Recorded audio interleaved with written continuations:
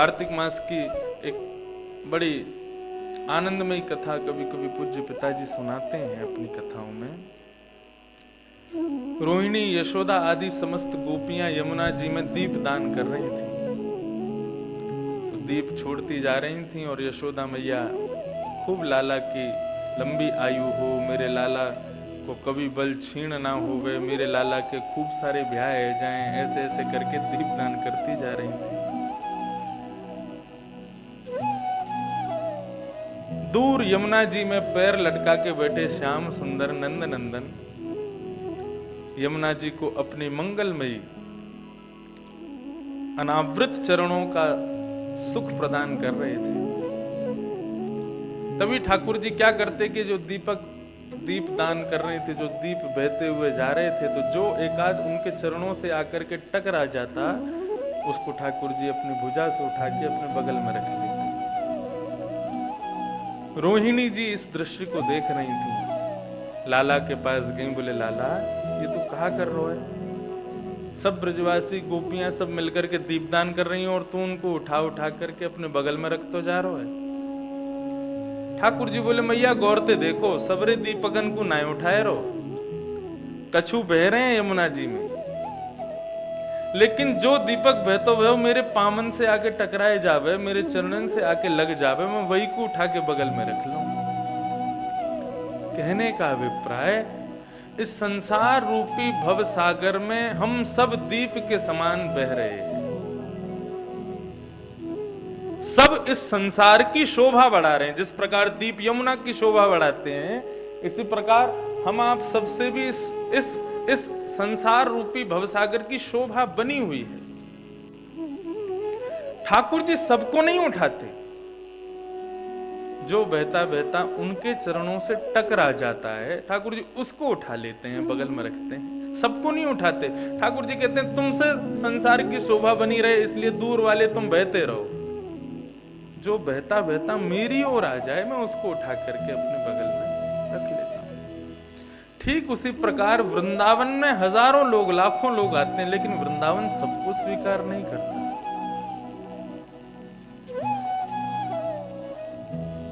वृंदावन सबको स्वीकृति प्रदान नहीं करता अपने रसोपासन की। जो यहां अपनी देह के अभिमान का परित्याग करता है, वृंदावन उसको स्वीकार करता है, वृंदावन उसको स्वीकृति प्रदान करता है।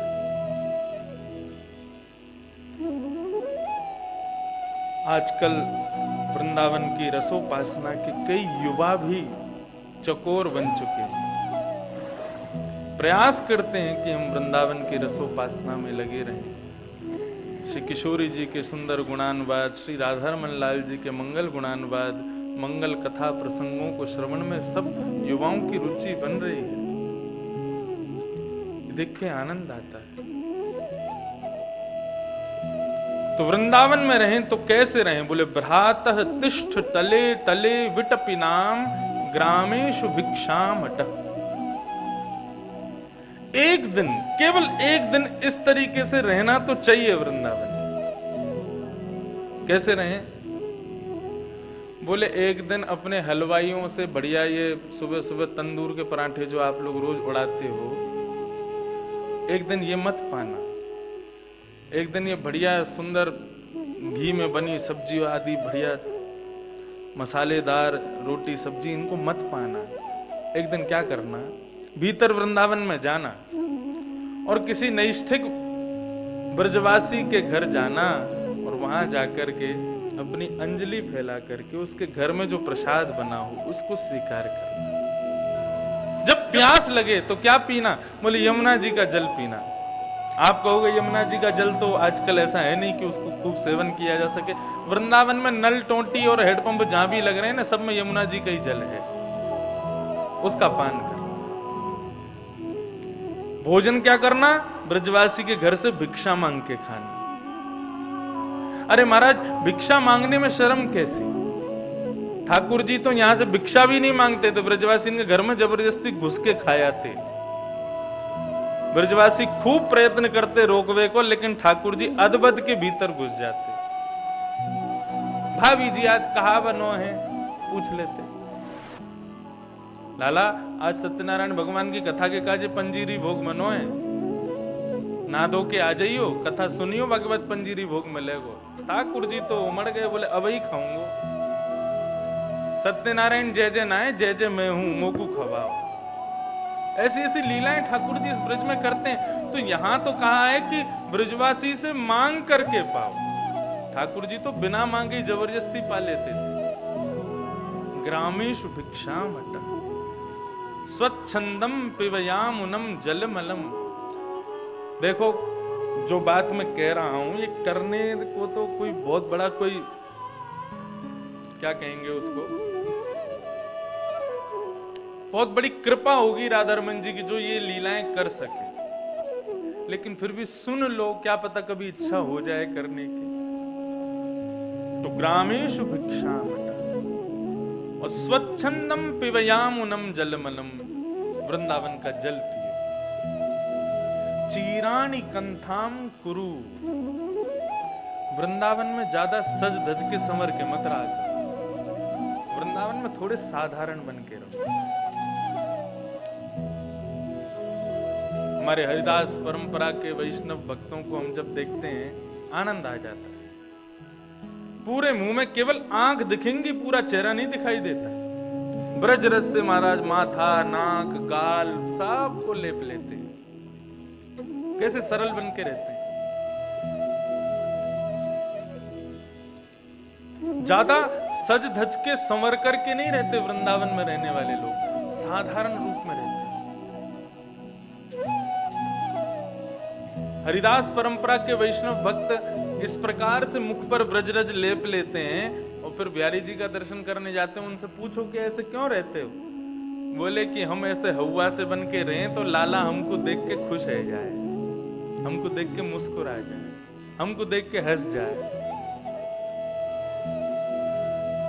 चीराणी कंथाम कुरु, यहां तो स्पष्ट लिखा है कि चीरों के द्वारा बना हुआ कपड़ा पहन करके रहो। ज्यादा बढ़िया सुंदर कपड़े पहन के मत रहो। पूज्य पिताजी महाराज के पूज्य गुरुदेव, उनके विषय में हमारे घर में लोग सब बताते हैं कि जब उनके कपड़े धोबी के यहाँ से कभी धुल के आ जाते, बढ़िया कलफ लग के कपड़े आ जाते, तो गुरुजी उनको पानी में बोर देते और फिर अपने हाथ से धो करके उनको बिल्कुल निचोड़ के सुखा के फिर पहनते। बोले ज्यादा सजे धजे कपड़े पहनेंगे तो इनकी आदत लग जाएगी हमको। चीराणी कंथाम कुरु, यहां पर तो साधारण रहो, ज्यादा सज के संवर के रहने की आवश्यकता नहीं। विष क्या है? बोले जब इस प्रकार जीवन जीने लगोगे वृंदावन में तो आपका लोग बहुत सम्मान किया करेंगे। बोले भाई भिक्षा मांग के खाते हैं, यमुना जल पीते हैं, चीर पहन करके रहते हैं, ज्यादा सज धज के नहीं रहते, तो उस समय जो लोग सम्मान करेंगे वो सम्मानम आपके लिए विष के समान है।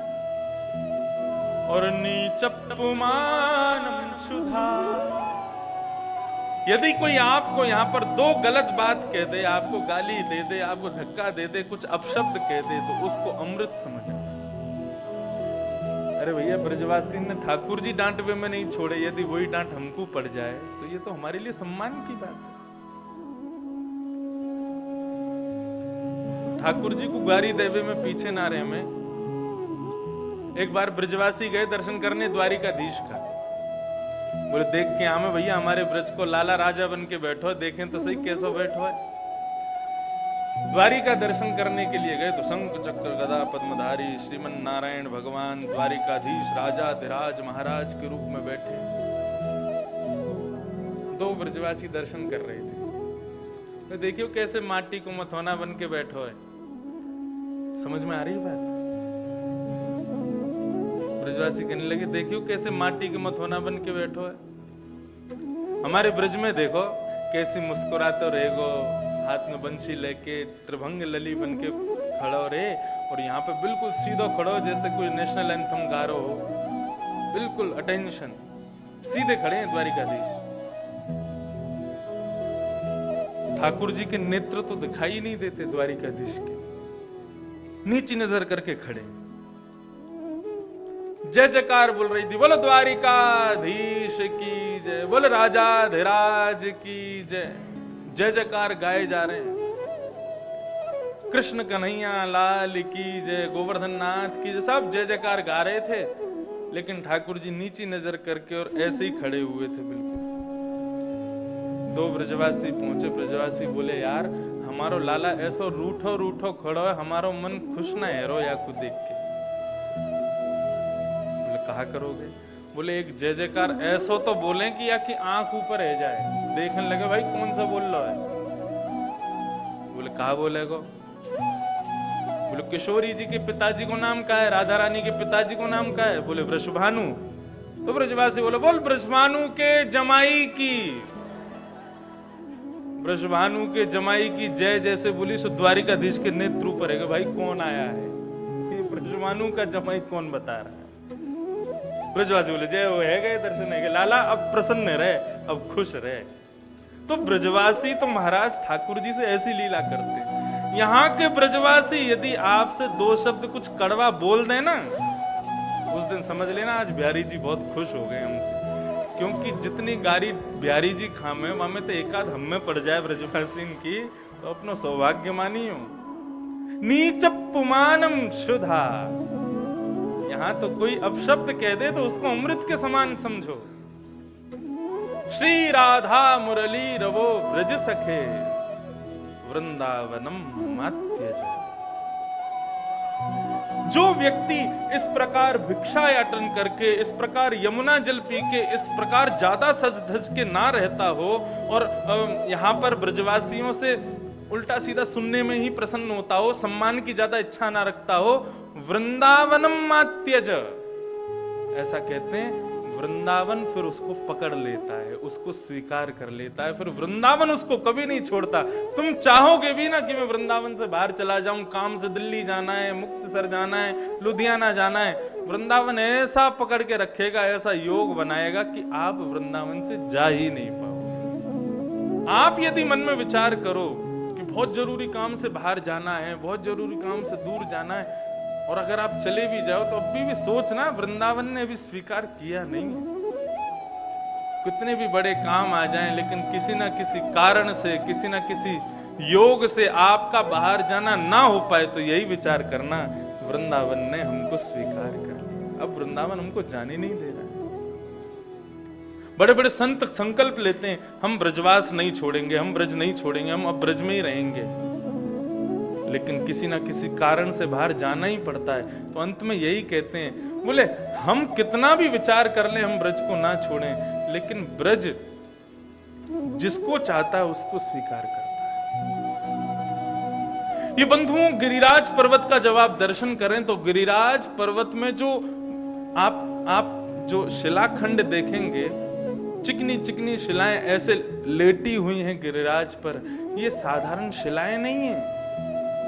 ये वो ब्रजवासी हैं जिनको वृंदावन ने सदा सर्वदा के लिए स्वीकार किया।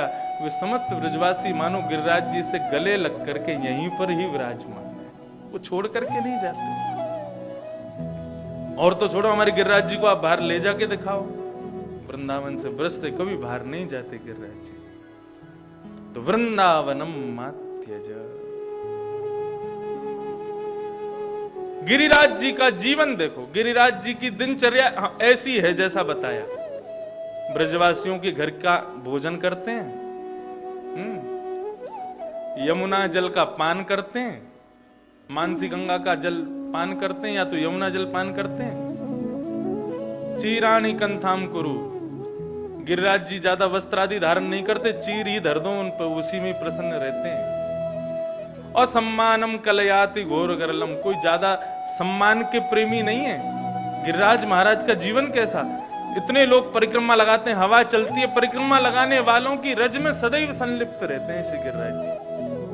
सम्मानम कलयाति घोर गरलम नीचपुमानम शुद्धा, रज में ही संलिप्त रहते हैं सदैव, ज्यादा सम्मान मंदिर मठ मंदिरों में नहीं रहते गिरिराज महाराज। श्री राधा मुरली रवो ब्रज सखे वृंदावनम मात्यज, उनको वृंदावन कभी नहीं छोड़ता।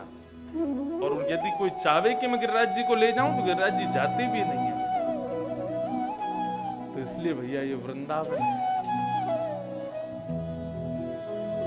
वृंदावन हमारे योग्य बन जाए, वृंदावन में हमारे लायक व्यवस्थाएं मिल जाएं, ऐसी कभी विचारधारा मत रखना। हम वृंदावन के योग्य बने, ये विचार। प्रसंग में चलें, कथाक्रम को आगे बढ़ावें कि श्री वेदव्यास जी महाराज ने अपने पुत्र शुकाचार्य को श्रीमद् भागवत प्रदान की, और वही भागवत की कथा श्री सुखदेव जी महाराज ने परीक्षित को सुनाई। 88,000 सौनकादि ऋषियों ने सूत जी से प्रश्न किया, परीक्षित कौन है? सूत जी महाराज उत्तर देते हुए कहते हैं कि परीक्षित की कथा कहना इतना योग्य नहीं समझता, लेकिन वक्षे कृष्ण कथोदयम, परीक्षित की कथा से कृष्ण कथा का उदय होगा, इसलिए मैं जरूर सुनाऊंगा। और महाभारत के अंतिम क्षणों का वर्णन करते हुए श्री सूत जी महाराज कहना प्रारंभ करते हैं, महाभारत का युद्ध अपने अंतिम पड़ाव पर चल रहा था। भीम और दुर्योधन के बीच में युद्ध चल रहा था। बड़े बड़े वीर वीरगति को प्राप्त हो चुके थे। भीम और दुर्योधन के बीच में युद्ध चल रहा था। सब आंखें खोल करके बैठे थे, कौन जीतेगा? भीम ने तिरछी नजर करके ठाकुर जी को देखा तो ठाकुर जी ने इशारा किया, बोले जंघा पर प्रहार कर, मर जाएगा। जैसे ही अपनी गदा का प्रहार जंघा पर किया, जंघा टूट गई, निर्बल हो गया दुर्योधन, निर्बल होकर के जमीन में गिर गया और महाभारत का युद्ध पांडव जीत गए। जय घोष होने लगा, जय जयकार होने लगी।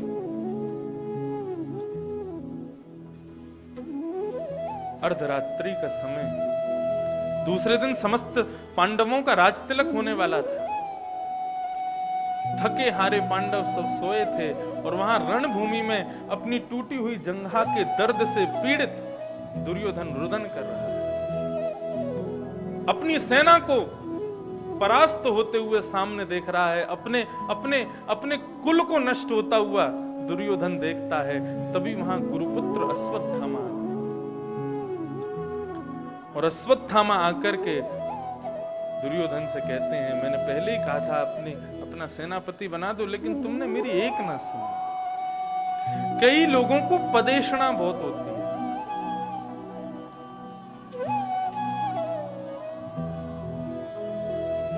ये पतन का कारण है, पदेशना। कोई जीवन में ऐसा कोई विशेष कार्य किया नहीं है, लेकिन फिर भी उनकी इच्छा रहती है कि सब मुझे कुछ उच्च स्तरीय माने। कई घरों में हम जाते हैं तो जाते ही वो बताएंगे, महाराज मैं इस क्षेत्र का, उस सभा का, उस पार्टी का अध्यक्ष हूं, मैं ये हूं, मैं वो हूं, ये हूं। उनको ऐसा लगता है कि अपने पद की प्रतिष्ठा बताने से मेरी वैल्यू बढ़ जाएगी। पदेशना का ज्यादा गुणानुवाद करने वाले लोग अश्वत्थामा के समान हैं। अश्वत्थामा पद की इच्छा रखता है कि मुझे एक पद मिलना चाहिए। आज दुर्योधन से पूरी सेना खत्म हो गई, सेना नहीं बची है, तब जाकर के कह रहा मुझे सेनापति बना दो। बिना सेना का सेनापति, केवल इसलिए कि भविष्य में लोग कहेंगे कि दुर्योधन सेनापति था, एक पद मिल जाएगा मुझे। अश्वत्थामा सेनापति था।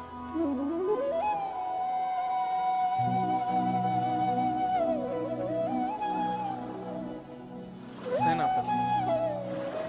दुर्योधन कहता है बन जाओ। अर्धरात्रि का समय, अश्वत्थामा एक वृक्ष के नीचे लेटा है। ऊपर देखता है कि एक घोंसले में कोयल के छोटे छोटे बच्चे सोए हैं।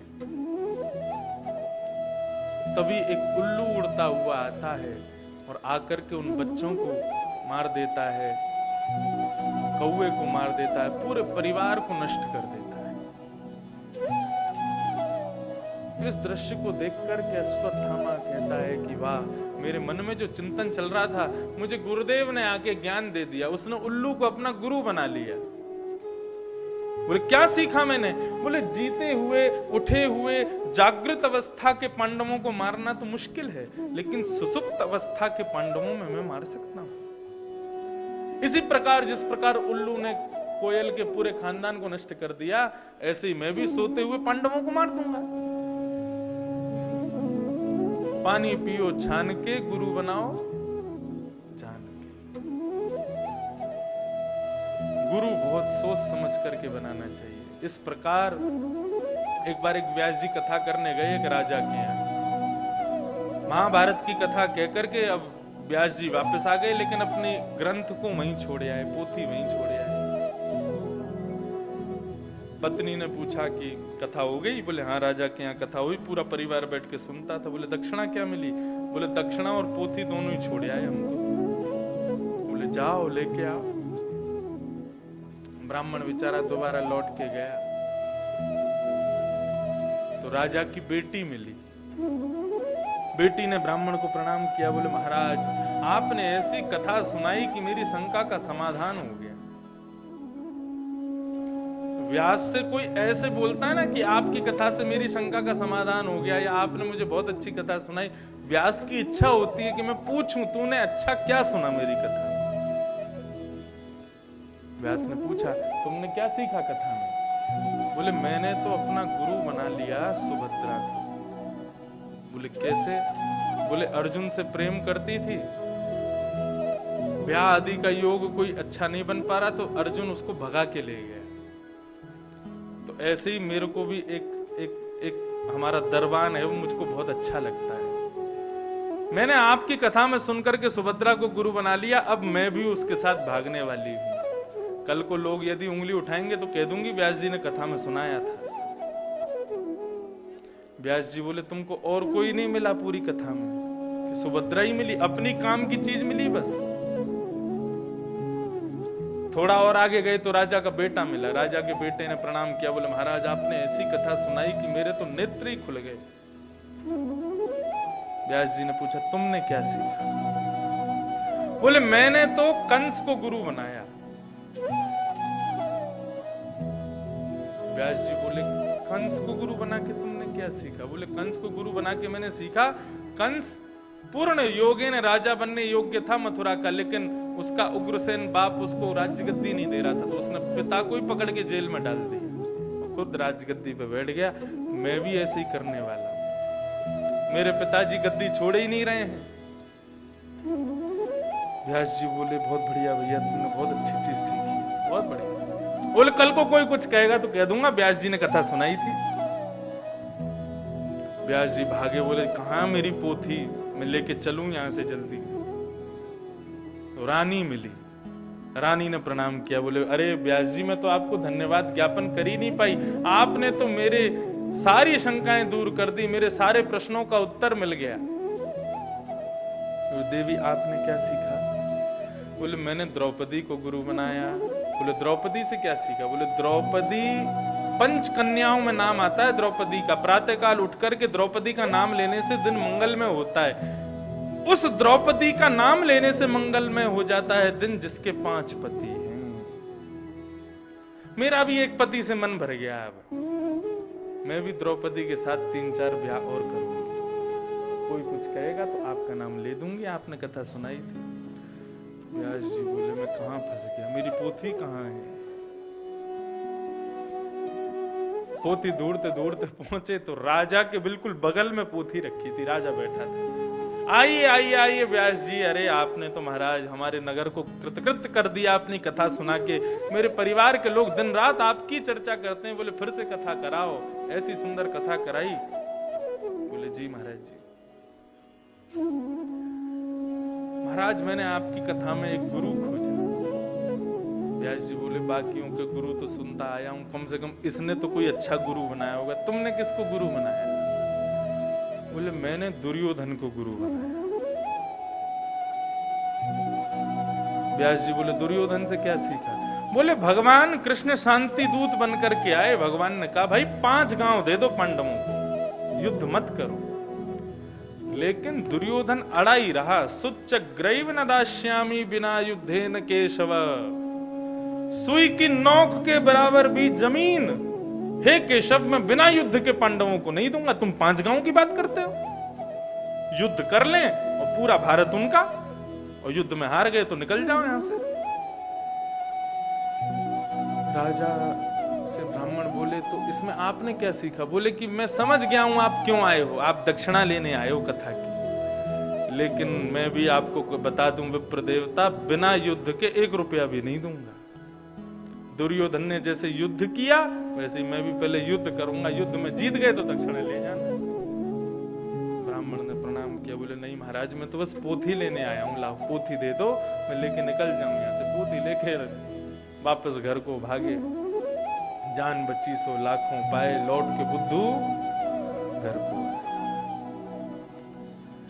तो कथा में कई बार विशेषताएं रावण की भी बताई जाती हैं। इसका मतलब ये नहीं कि रावण को गुरु बना लो। तो गुरु बहुत सोच समझ के बनाना चाहिए। वास्तव में लगे कि हाँ हमारे हृदय के अंधकार को जिनकी वाणी दूर कर रही है, जिनका तेजो में ओजस्वी वाणी जिनके हमारे सारे विकारों को दूर कर रही है, उनको गुरु बनाना। एक चीज बताऊं, अभी ऋषिकेश में कथा थी, दत्तात्रेय के 24 गुरु और कृष्ण उद्धव संवाद पे कथा थी, तो वहां एक भाव आया समझ में। 24 गुरु बनाए दत्तात्रेय ने, लेकिन 24 गुरुओं में विशेषता क्या देखी? 24 गुरुओं के प्रभाव को गुरु नहीं बनाया, 24 गुरुओं के स्वभाव देख करके उनको गुरु बनाया। आजकल लोग प्रभाव देखते हैं, प्रभावशाली कौन है। महाराज जब चलते हो गुरुजी तो 2-4 लोग उनके आगे पीछे चलते हो, थोड़े लटके झटके उनकी बॉडी में हो तो गुरु बनाने योग्य है। प्रभाव देख करके, स्वभाव देख के कोई गुरु नहीं बनाता। कोई देखे महात्मा बड़ा बेचारे बड़े सीधे साधे महात्मा ब्रज रज का तिलक करते हैं, धोती भी बेचारी एक ही धोती रोज धो धा के उसी को पहन लेते हैं। ऐसे दीनहीन से महात्माओं की तरफ हम लोगों का ध्यान ही नहीं जाता। हमारे गुरु कौन होने? मठ मंदिर बने हुए हैं बड़े बड़े महाराज, वृंदावन में पूरे वृंदावन में पोस्टर चिने हुए हैं, ये गुरुजी बनने योग्य हैं। मेरी तो 2-3 कथाएं कैंसिल हो गई, पता है आपको क्यों? बोले व्यास जी बहुत सिंपल कपड़े पहनते हैं, थोड़े लटके झटके पहनते हो, थोड़े घुंघराले जैसे बढ़िया बड़े चौड़े बाल हो, तब कथा कराएंगे। आजकल विद्वत्ता देख करके गुरु नहीं चुनते हम, आजकल विद्वत्ता देख करके व्यास नहीं देखते हैं, उसका प्रभाव देखते हैं कि उसका प्रभाव कितना बलशाली है, उसकी पहुंच कहां तक है, तब गुरु बनाते। प्रभाव नहीं, स्वभाव देखो, स्वभाव युक्त।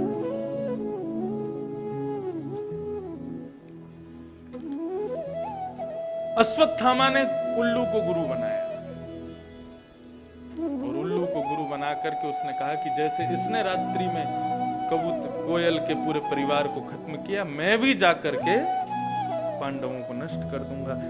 लेकिन जिसके रक्षक स्वयं द्वारिकाधीश हूं, उसको भला कोई स्पर्श कैसे कर सकता है? 5 पांडव सोए थे, द्वारिकाधीश को पता चला अश्वत्थामा आ रहा है, 5 पांडवों को लेकर के उठा के हंस दिखाने के लिए नदी किनारे ले गए। लेकिन द्रौपदी के 5 पुत्र सोते रह गए। अश्वत्थामा ने अंधेरे में देखा नहीं और पांडवों के शिविर में प्रवेश करके द्रौपदी के सोते हुए 5 पुत्रों को मार दिया। प्रमाण के लिए उनके सर लेकर के चला गया दुर्योधन के पास। दुर्योधन से जाके कहा, मैंने पहले ही कहा था मैं कर सकता हूं, लेकिन तुमने विश्वास नहीं किया, देखो मैंने 5 को मार दिया। दुर्योधन कहने लगा, बड़ी बड़ी तिमिंगिल मछलियां जिन हाथियों का शिकार नहीं कर पाई,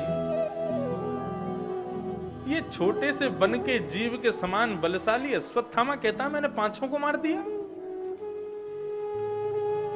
अरे जिनके रक्षक के रूप में स्वयं नृसिंह हो, स्वयं द्वारिकाधीश खड़े हों, उनका वध करना इतना आसान नहीं। भीष्म पितामह, कृपाचार्य सब परास्त हो गए, कर्ण आदि सब ध्वस्त हो गए। हमारी कौरवों की विशाल सेना को इस प्रकार उन्होंने नष्ट कर दिया जैसे कोई साधारण चींटियों का झुंड हो। और ये अश्वत्थामा कहता मैंने 5 को मार दिया।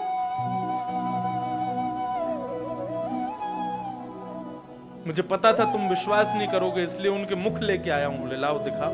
प्रकाश करके जब उनके मुख को देखा तो कहा, अरे अश्वत्थामा मूर्ख, ये 5 पांडव नहीं है, ये द्रौपदी के 5 पुत्र हैं।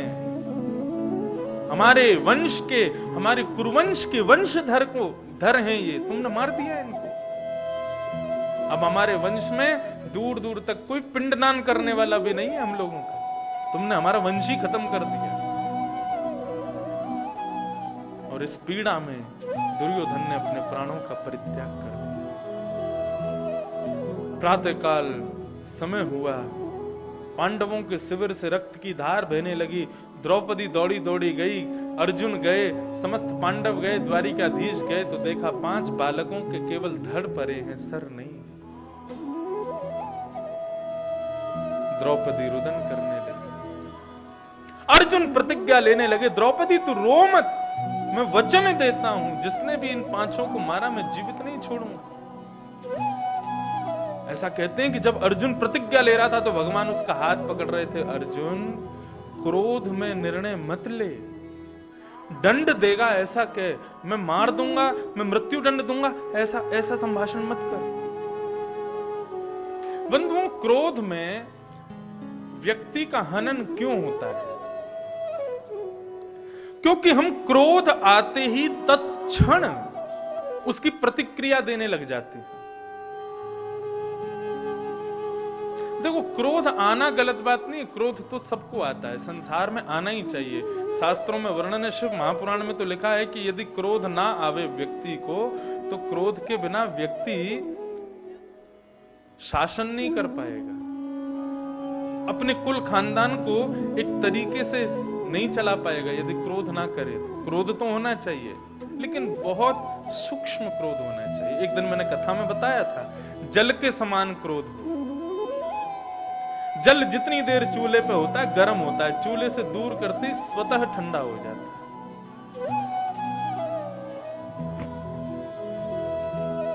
क्रोध तो होना चाहिए, लेकिन क्रोध में जो प्रतिक्रिया हम देते हैं वो प्रतिक्रिया उचित नहीं होती। इसलिए क्रोध आए ना तो उतनी देर केवल अपने आप को रोक लीजिए, जब क्रोध शांत हो जाए तब प्रतिक्रिया दीजिए। नहीं तो क्रोध में ली गई प्रतिक्रिया सर्वनाश करती है। भगवान अर्जुन को रोक रहे हैं, अर्जुन कोई प्रतिक्रिया मत दे, कोई संकल्प मत ले, किसी भी प्रकार का प्रण मत ले, अभी क्रोध शांत होने दे पहले। लेकिन अर्जुन कहने लगा, जो भी बालकों का हत्यारा है उसको जीवित नहीं छोड़ूंगा, और यदि मैंने उसको नहीं मारा तो मेरा नाम भी अर्जुन नहीं, मैं भी क्षत्रिय नहीं। भगवान बोले, अब फंस गया खुद ही, कर ले अपनी मन की। 3 लोग बचे थे कौरव पक्ष के, कृतवर्मा और अश्वत्थामा और एक और बचे थे, 3 लोग बचे थे। रथ लेकर के द्वारिकाधीश के साथ अर्जुन जा रहे हैं। कृतवर्मा के पास गए, पता चला कि नहीं, इसने नहीं किया। दूसरी बार रथ मोड़ा अश्वत्थामा के, और अश्वत्थामा ने जैसे ही देखा अर्जुन और कृष्ण आ रहे हैं, हाथ में धनुष बाण लगे हैं, समझ गया कि निश्चित ही इनको पता चल गया है कि रात को मैंने क्या किया। भागने लगा। भगवान कृष्ण ने अर्जुन को कहा, ये भाग रहा है, यही है हत्या। आगे आगे अश्वत्थामा, पीछे पीछे अर्जुन। अश्वत्थामा ने ब्रह्मास्त्र छोड़ा, अर्जुन ने भगवान की शरण ग्रहण की। कृष्ण कृष्ण महाबाहो भक्तानाम भयंकर, मेरी रक्षा करो प्रभु। भगवान बोले, शरण में मत आ, विपत्ति जब आवे या फिर आता है। अधिकतर भगवान का शुद्ध नाम है कृष्ण। उसमें अकार लगा दोगे तो वो फिर द्रौपदी का नाम हो जाए कृष्णा। भगवान का नाम कृष्ण है। निरीक्ष कृष्णापकृतम गुरुसुतम। द्रौपदी ने अपने गुरु पुत्र को देखा। द्रौपदी कहती है अर्जुन इसको मत मारो। एक बात कहें,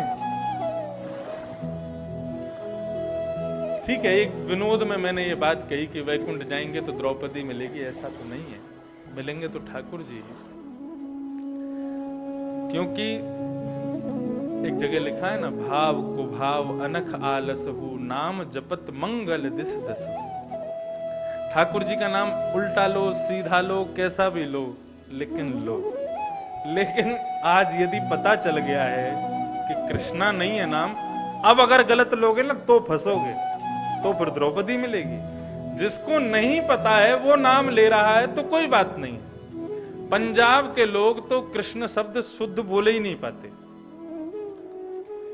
वो वृंदावन भी नहीं बोले, वृंदावन। अरे महाराज जी वो ठीक हो? हाँ, किशन की सब कृपा, किशन की सब कृपा। किशन कौन है भाई? किशन कृष्ण। कृष्टु भूवाचक शब्द है और नस्तु निवृत्ति वाचक शब्द है। कृष्ण शब्द का अर्थ क्या है? अर्थ भी बड़ा विशेष है कृष्ण शब्द का। कृष यानी कि भूमि का स्वामी, यानी कि फार्मर, खेती करने वाले को कृषि कहते हैं। कृषि का मतलब एक प्रकार से पृथ्वी का पालन करने वाला कृष। हम सब लोग कृषि हैं, हम सब पृथ्वी पर रहते हैं। तो कृष्ण न शब्द का अर्थ है निवृत्ति, मतलब जिसका नाम लेने से पृथ्वी पर रहने वालों की निवृत्ति हो जाती है, उसका नाम है कृष्ण। भगवान का उचित नाम क्या है? शुद्ध नाम क्या है? कृष्ण।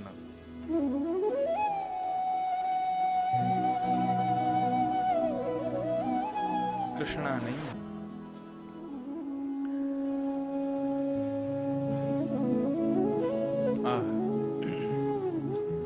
तो द्रौपदी ने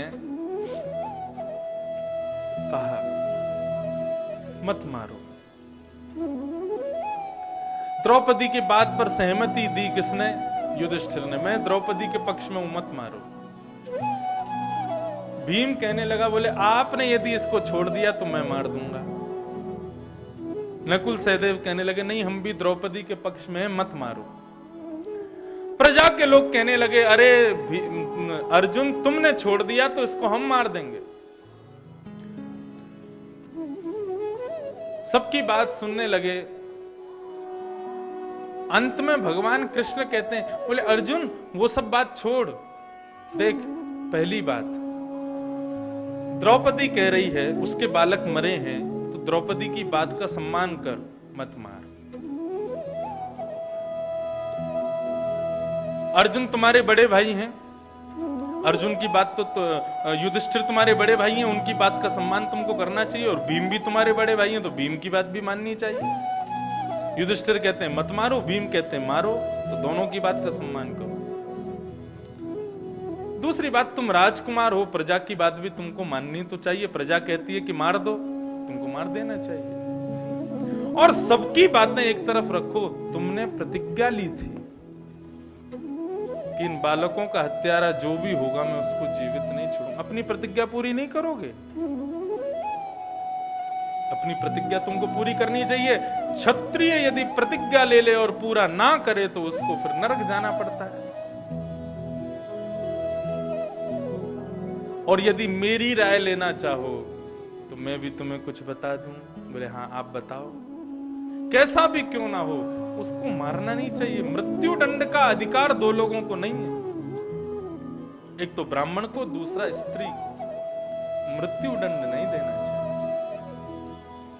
चाहे कितना भी घनघोर पाप हो जाए इनके द्वारा।